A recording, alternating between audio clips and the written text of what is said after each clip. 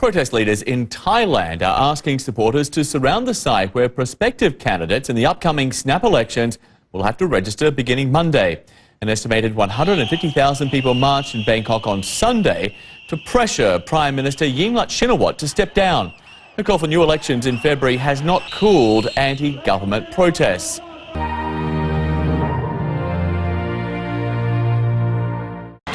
Small groups split, and at the Prime Minister's residence, a dance group was part of a mob that charged the gates. They were repelled by police presence. We want Yingluck out. It's better for the country. As demonstrators gathered throughout the city, opposition leader Sudep Tosuban used the city's SkyTrain to move between groups, at each stirring the crowds with promises of change and threats of more public protest.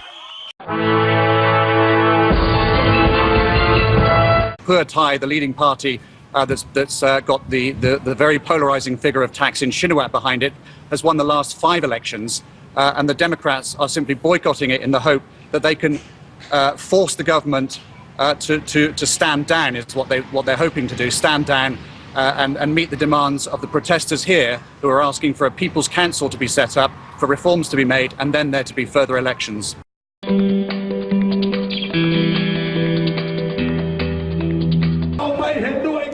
He told the crowds, "We disagree with the election. We want the country to be reformed before the election. Therefore, we'll go and camp for tonight at the location where the candidates will register when the offices open tomorrow morning." Thailand's opposition intends on boycotting the poll to prevent Premier Yingluck Shinawatra from renewing her mandate.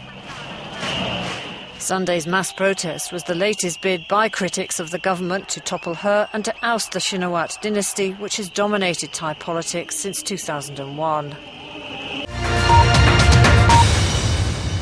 So far, the protesters have been largely unopposed. It's notable how little the police have been doing to stop these disruptions, even though the protesters are clearly in violation of a number of Thai laws. And we haven't seen the government's own supporters on the streets. They've kept well away from Bangkok, conscious that that could spark off quite serious confrontation. But that's on the cards. If the government supporters think that there's a possibility of the government being forced either to resign or to cancel the election, then you're likely to see them mobilizing. So while the protests have been peaceful, there is an undercurrent of real tension and a completely polarized view on each side of the other side. And the things that the protesters say about the government supporters are frankly pretty insulting, and they don't seem to take their views at all seriously.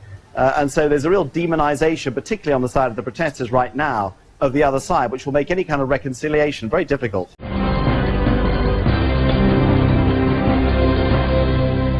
The continuing protests are dealing a heavy blow to the country's entire economy, including tourism.